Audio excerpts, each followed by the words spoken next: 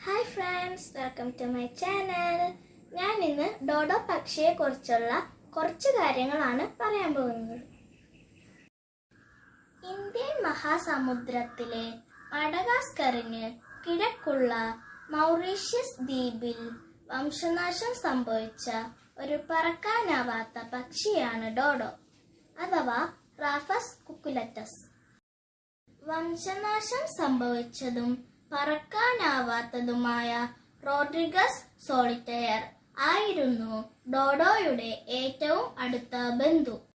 പ്രാവുകളും ഉൾപ്പെടുന്ന കുടുംബത്തിന്റെ ഭാഗമായ വംശനാശം സംഭവിച്ച പറക്കാനാവാത്ത പക്ഷികളുടെ കൂട്ടമായ റാഫിന എന്ന ഉപകുടുംബം ഇരുവരും ചേർന്ന് രൂപീകരിച്ചു. ഡോഡോയുടെ ഏറ്റവും അടുത്ത ബന്ധു നിക്കോബാർ പ്രാവാണ്. സമീപത്തെ ദ്വീപായ റിയൂണിയനിൽ ഒരു വെളുത്ത ഡോഡോ നിലനിന്നിരുന്നതായി കരുതപ്പെട്ടിരുന്നു.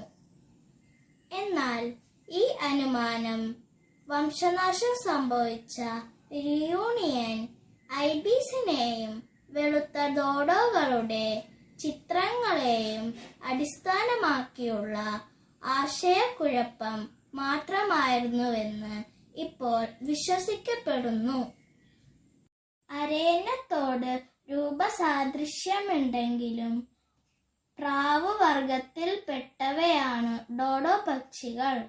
1 മീറ്ററോളം ഉയരവും ഏകദേശം 20 കിലോ ഭാരവുമുള്ള ഇവ മരത്തിൽ നിന്നും പൊഴിഞ്ഞു വീഴുന്ന പഴവർഗ്ഗങ്ങളാണ് ഭക്ഷണമാക്കിയിരുന്നത്.